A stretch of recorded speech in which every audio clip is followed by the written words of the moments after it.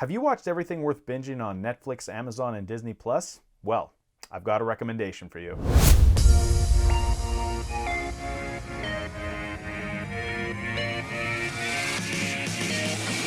Hey folks, Tito here, keeping my ideas outside of the box. It's not even May and I've got a new vlog out. And the main reason for that? This one is very time sensitive because I've got something to recommend that's happening right now. As an avid lover of visual media, I'd be remiss if I didn't tell you guys that film festivals are happening even now during COVID. And I know the Oscars are a big deal and such, but I'm referring more towards independent film, the stuff that my peers are making right now. The Calgary Underground Film Festival is celebrating its 18th year, and this year it's happening online. Sign up for this is super easy. You basically buy your online ticket, and that gives you access to an app that allows you to stream the festival's films on your phone, on your TV, the same way you would Netflix or Disney Plus. And before I continue, this isn't a sponsored video. Cuff isn't paying me to do this. I even had to pay for this shirt myself. If you're still not sold, here are 5 films that I recommend watching during this year's film festival. Range Roads was filmed here in Alberta and is a much quieter film. It focuses on an actor by the name of Frankie King, who is the host of a children's show. I really dug this film because it's actually a character study, and the strongest pieces in this movie are when Frankie is doing any dialogue with her brother because of the dichotomy of the two characters as they both mourn the loss of a loved one. Frankie, you have to go. I don't know the way down. And I have to say, this film is professional on every level, but particularly the editing. The director did a really great job transitioning from scene to scene.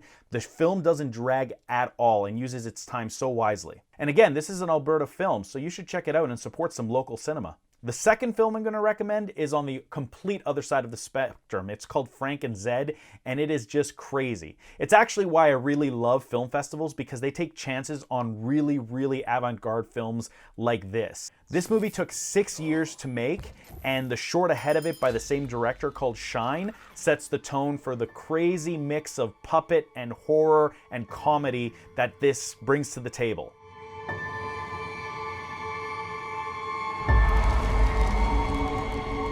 The best way I can describe this movie is it's Meet the Feebles meets Jim Henson's Storyteller, and with a bunch of Evil Dead type gore in the middle.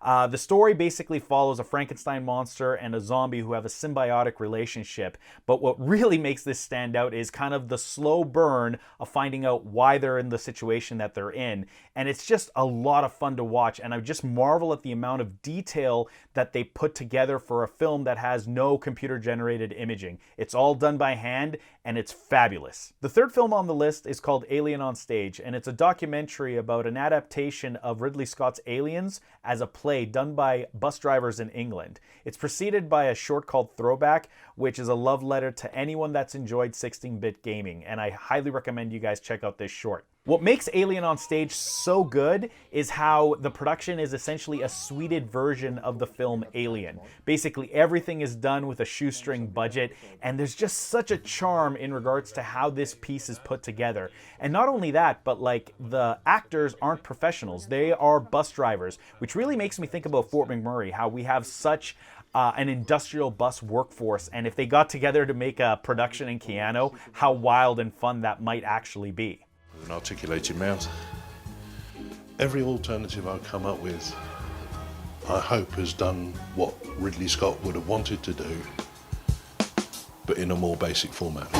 And I also learned about pantomime theater, which is apparently very popular in England, where companies just around Christmas time do plays, which I think is something we should adopt here in Canada. And one last thing, Pete, who does the special effects for the play, is the MVP of the film.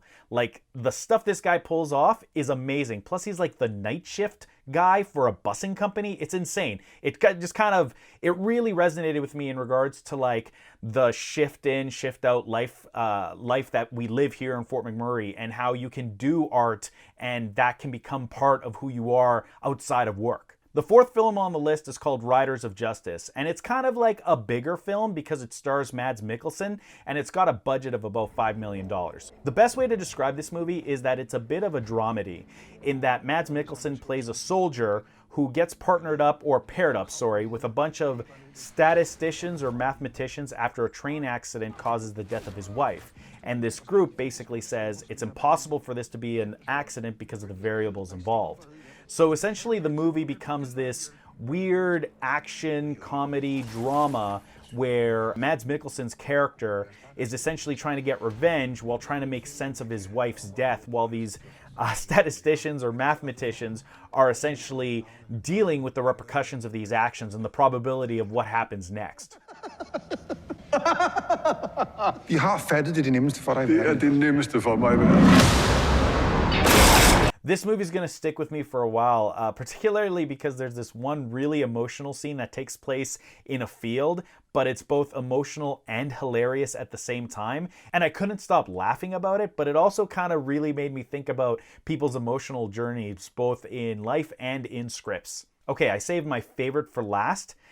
The movie that I highly recommend right now that you guys all go watch is The Last Matinee. It has a short ahead of it called Forgive Your Father, which is such a great example of simple and effective imagery to raise tension. The film could have been shot for $20, really, if with enough time, you know, with the lowest budget.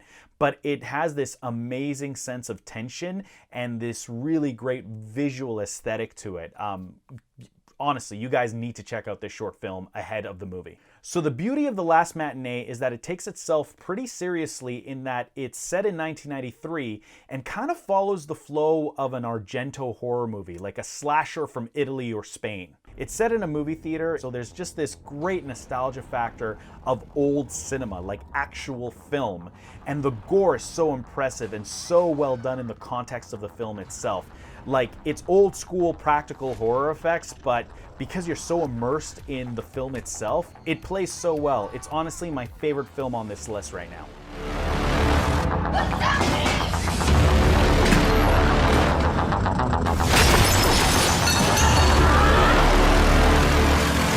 One added thing to be aware of is most of these films include Q&As, so if you're really curious about the filmmakers and their thought process on making the movies, just stick around and watch all the additional content.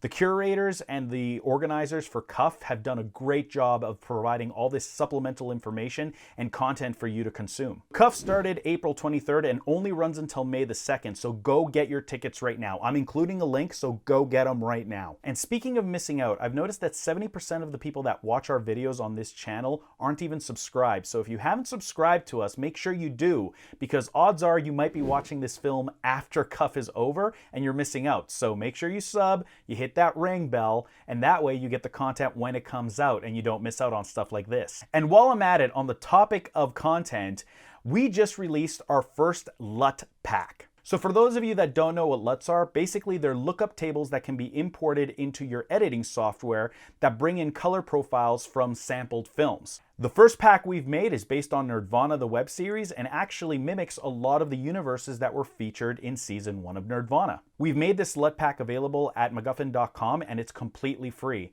And make sure you stay tuned to the store because we're planning on adding more content there, including stock footage from drones in Fort McMurray. So if that's something you want to integrate into your films, make sure you add us as one of your favorites, because once that content is available, you'll have first access. And until next time, this is Tito saying, learn to be professional, but keep that indie passion.